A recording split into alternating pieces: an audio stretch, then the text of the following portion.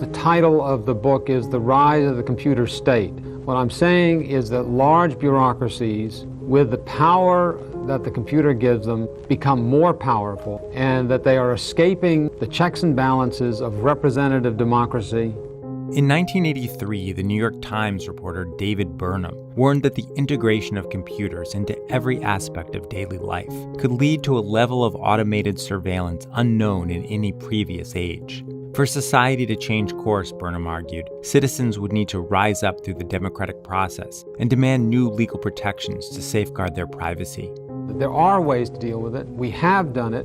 And all I hope is that we're on our toes enough and alert enough to see them and go after them. This is just political jawboning. A few years later, a physicist named Tim May argued that putting faith in representative democracy was naive. He believed that only innovation could save us from the Orwellian state. The interesting things that had happened had been technological changes: the telephone, the copy machine, the VCR, computers. May became a co-founder of the Cypherpunk movement, which came together around the idea that a recent breakthrough in the field of cryptography was the key innovation for combating tyranny, comparable to how the crossbow enabled individuals to go up against medieval armies. It's an epiphany. It's like standing on top of the mountain and seeing that this is out there. Coming up, Reason takes a look at how one community came to see cryptography as a powerful weapon for defeating Big Brother. Here's part 2 in a 4-part series on how the cypherpunk movement anticipated the promise and the peril that lay ahead when the internet upended the world.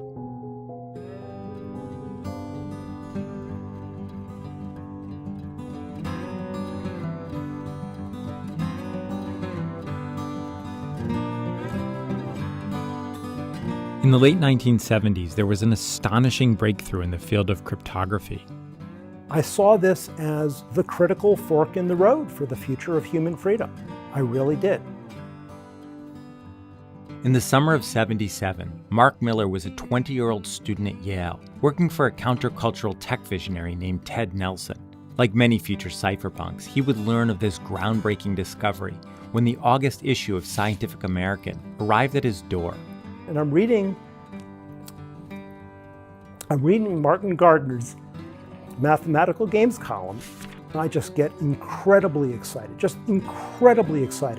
I call up Ted in the middle of the night, and I tell Ted, we can prevent the Ministry of Truth. As Gardner told his readers, a discovery had been made that would revolutionize the entire field of secret communication. It was the work of teams of mathematicians and computer scientists at MIT and Stanford, including a young researcher named Whitfield Diffie. If you look at 1791, at the moment of the Bill of Rights, impenetrably private conversations dominated. What the framers didn't foresee is that private communication would happen via computers sending messages across the world that could easily be intercepted. Public key cryptography gives you a mechanism whereby you can recover this ability to have an impenetrably private conversation between two people. Look at this, a cipher. Well, let's go back to the office and get started on it. Sending a secret message used to involve translating words through a secret code that spies and government agents could potentially crack. Phil, I think I've got it. Good. Z is D. V is E. Anyone sending and receiving messages also had to have a copy of the secret key or translation device, just like the decipher rings collected by American school children, starting in the 1930s. Here's how you can get one for your very own. First, get a jar of chocolate-flavored Ovaltine. Public key cryptography made decoding devices unnecessary and figuring out the pattern effectively impossible. The big breakthrough was an easy-to-solve mathematical formula that you could funnel words into just as easily as dropping them through a trap door. But if you flipped the problem around and tried to pull the message out the other side, in that direction the formula was almost impossible to solve, such that even a supercomputer trying random numbers would need 40 quadrillion years to surface the answer. But the person who set up the mathematical formula, or trapdoor, held the answer to the problem or secret code, making it possible for that person to retrieve the original message. It could also be compared to the most ubiquitous trapdoor system for sending messages. Consider a mailbox. Anyone can throw a letter in a mailbox, but only the mailman who has a key can take it out. Anyone in the world could set up one of these equations, serving as the mailman of his or her very own impenetrable virtual letterbox. And because that individual could prove ownership of the mailbox by opening it with the only known key, public key cryptography also made it possible to set up a provable identity on the internet, completely disconnected from any real-world personal information.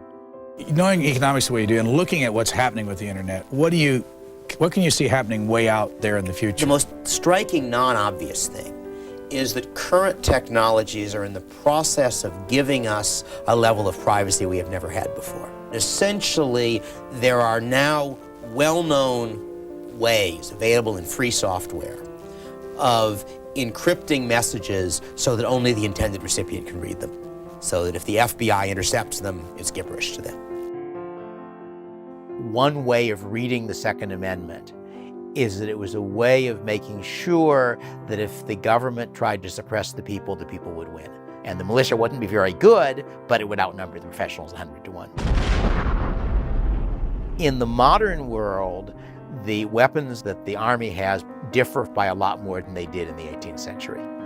But I also think that if you look at what politics are like nowadays, the real wars between the government and the population are information wars, not physical wars. Encryption means that they can't arrest you, they can't blackmail your key people, they can't do any of the things governments might do to make sure that public information is what they wanted.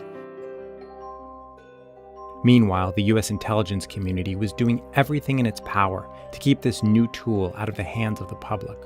Well, somebody once said to me, if you think New Directions had an impact on the outside world, you should have seen the impact it had at NSA. In part 3 in this series, we'll look at the U.S. government's effort to halt the widespread use of public key cryptography by threatening criminal prosecution, and the legal and public relations battle waged by one founding member of the Cypherpunks for freedom of speech in software.